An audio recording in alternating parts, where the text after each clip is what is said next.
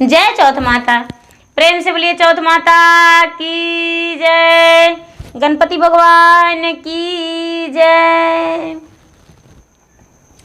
भांजी मैं कार्तिक मास कृष्ण पक्ष चौथ के दिन जो करवा चौथ व्रत की जाती है, मैं उसकी कथा, चौथ व्रत की कथा सुनाने जा रही हूँ। जो भी चौथ व्रत सुहागने करते हैं उनकी सुहाग अमर हो जाती है। और पूजा के समय पूजा प्रेम पूर्वक करके और कथा जरूरी सुनना चाहिए। यदि आप मोबाइल से सुन सकते हैं, कथा किताब से भी पढ़ सकते हैं, दूसरे से भी पढ़वा सकते हैं, लेकिन कथा अवश्य सुनना चाहिए। एक ब्राह्मण थे और एक ब्राह्मणी थी। उनका 2 कन्या थी। दोनों कन्या जो थी बहुत संस्कारी थी और बहुत बुद्धिमान थी। ब्राह्मण की कन्या जो थी पूजा पाठ के बिना नहीं रहती थी और प्रतिदिन पूजा पाठ करती थी। प्रतिदिन वो मंदिर जाया करती थी, भगवान विष्णु जी का मंदिर और सूर्यदेव का मंदिर, गणपति का मंदिर, शिव जी का मंदिर। बिना मंदिर जाए वो भोजन नहीं करती थी। ब्राह्मणी जो थी, ब्राह्मणी भी नित्य प्रतिदिन वो पूजा पाठ किया करती थी। और ब्राह्मणी जो थी, ब्राह्मणी करवा चौथ व्रत करती थी। और जब भी ब्राह्मणी व्रत करती थी तो अपने बेटियों से कहती थी, जब बेटियां बढ़िया हो गई थी तो बेटियां से कहती कि तू कथा पढ़ लो और प्रेम पूर्वक हम बैठकर कथा सुनेंगे। जब भी पूजा हो जाया करता, ब्राह्मणी अपने चांद को पूजा करके, पति को पूजा करके और कथा सुनती थी तो उनका बेटियां ही कथा पढ़ती थी। और कथा सुन के और उसके बाद ब्राह्मणी व्रत तोड़ती थी। गुरु भाई बहना दोनों कन्या ब्राह्मण का बड़ी हो गई और बड़ा हो जाने के बाद ब्राह्मण ने क्या किए कि बड़ी कन्या का विवाह कर दिए और बड़ी कन्या जो थी वो ससुराल चली गई। ससुराल चली गई और कुछ ही दिन के बाद उनका पति का देहांत हो गया। पति का जब देहांत हो गया, यमराज आए उनका प्राण को लेने। तो यमराज से कहती है ब्राह्मणी का बेटी, बड़ी कन्या, कि नहीं, तुम मेरे पति को नहीं ले जा सकते हो। हमारे पति जो हैं मेरे साथ रहेंगे, मेरे पति को क्यों ले जाने आए हो। लेकिन यमराज बोले कि नहीं, तुम्हारा पति का आयु पूरा हो गया है और हम अवश्य ले जाएंगे, हम नहीं छोड़ सकते हैं। दूत जो आया वो प्राण ले जाने के लिए जबरदस्ती किया और प्राण ले जाने लगा। उनका पति का तो देहांत, प्राण निकल गया तो देहांत हो गया। अब ब्राह्मणी जो थी, ब्राह्मणी पीछे पीछे जाने लगी, पीछे पीछे जाने लगी। तो ये जो दूत थे वो कहने लगे कि तुम लौट जाओ, कोई जीते जी यमलोक नहीं जा सकते हैं, तुम यमलोक किस लिए जा रही हो। ब्राह्मणी की कन्या कहती है, नहीं यमदूत, हम इस लोक में रह के क्या करेंगे, मुझे लोग कलंकनी कहेंगे। और उस दिन करवा चौथ व्रत था, करवा चौथ का दिन था। उस हमें लोग कलंकनी कहेंगे, हम आज नहीं लौट सकते हैं, क्योंकि मैं तो सारा दिन माँ को करवा चौथ का व्रत का कथा सुनाते थे और भगवान का मंदिर जाया करते थे। तो मेरे पति का क्या दोष जो आज ही के दिन मेरे पति का जीवन ले जा रहे हो। यमराज ने नहीं माने। ये क्या कि पायल खोल के अपना पांव का पायल यमराज पे बिक दी। यमराज नहीं मांगे, उनका पांव का पायल रास्ते में गिर गया। की बेटी हाथ का चूड़िया फेंक दी। यमदूत नहीं माना और आगे बढ़ते रह गया।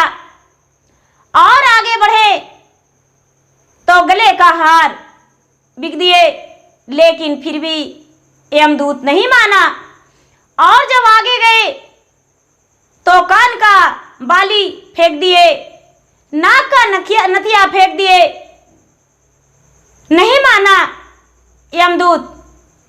जब यमलोक पहुंचे तो मांग का सिंदूर बिल्कुल वैसा ही सजा था और मांग का टीका सुहागनों की तरह सजाई रही और यमलोक पहुंच गई।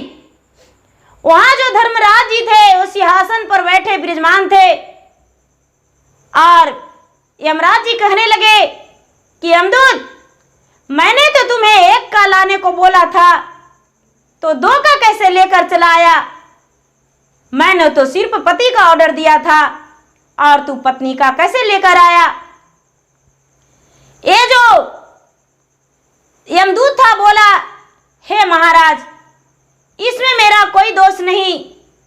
ये तो ब्राह्मण की कन्या बहुत हठी है।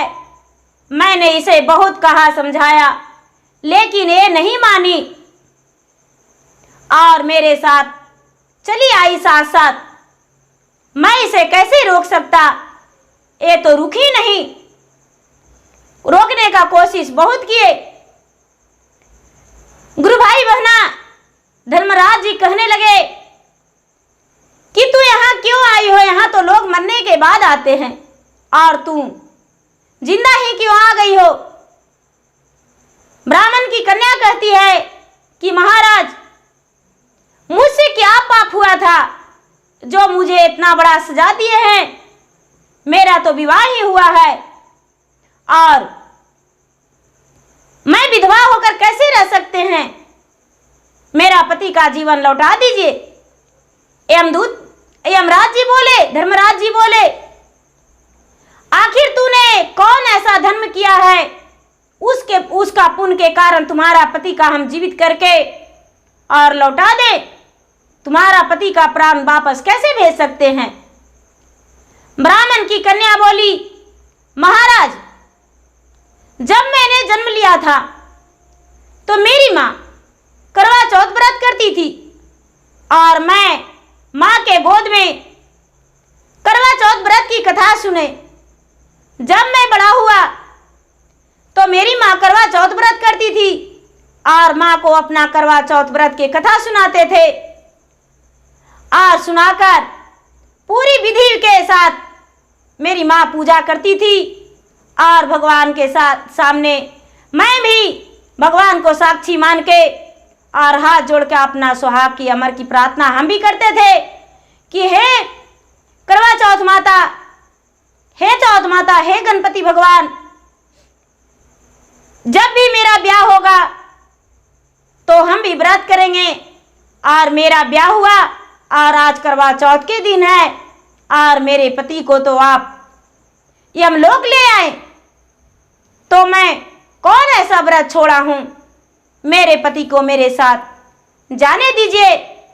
जब ऐसा बात धर्मराज जी सुने तो अपना जो डायरी रखे थे उसका पेज को उलटने लगे तो देखते हैं कि वो तो ब्राह्मणी का कन्या का विधवा लिखा ही नहीं है कहीं। इसका तो इतना व्रत किया हुआ था, इतना व्रत कि जो इसे नहीं करना चाहिए था वो भी कर चुकी थी। पहले वो कुमारी में ही सारा कथा पढ़ चुकी थी और सुन चुकी थी। उस कथा पढ़ने के और सुनने के कारण धर्मराज जी को भी झुकना पड़ा और ब्राह्मणी को कन्या के सुहाग को लौटाना पड़ा। कहने लगे कि तो ठीक है, हम तुम्हारा पति का प्राण वापस कर देते हैं। तू अपना पति का प्राण को वापस ले जा सकती हो और ले जाकर अपना खुशी जीवन बिताना, लेकिन सबको बताना कि करवा चौथ व्रत सब कोई करे और तुम्हारे जैसा पवित्र निर्मल मन से करे। जा अपने माँ को कथा सुना देना और तू भी व्रत पूरा कर लेना। बहन जी, ब्राह्मणी का कन्या धर्मराज जी के पास से यमलोक से चल दी, उसके अपना पति को प्राण को वापस लेकर। और आते आते उसका पति ने सबसे पहले जो मंगलसूत्र मिला अपने पत्नी का गले में पहरा दिए। रास्ते में तुम्हारा मंगलसूत्र गिरा है, लो कैसे चलती थी, तुम्हें दिखता नहीं था? मंगलसूत्र उठाकर गले में पहरा दिए। और जब वहां से आगे बढ़े तो देखते हैं उनका कान का बाली गिरा हुआ है। वो कान का बाली जो है कुंडल, वो भी पहरा दिए। और आगे बढ़े तो नाक का नथ जो था, नथ भी गिरा पड़ा था। उसका पति डांट कर बोले, अरे तुम्हें दिखाई नहीं देता था, जो तूने नाक का नथ भी भुला दिया है, रास्ते में गिरा पड़ा है। मुस्कुराते हुए ब्राह्मण की कन्या कुछ नहीं बोली और अपना पति के हाथों से गहना पहनते गई, ज्वेलरी पहनते गई। उसका पति आगे चले तो घर के करीबी नजदीकी पहुंचे तो पांव का पायल गिरा हुआ था। पांव का पायल उसको सजा दिए। जब पांव का पायल सजा दिए, घर आने पर अपने पत्नी से कहते हैं कि मैं तो पांव का पायल सजाया, लेकिन तू महवर लगा लो।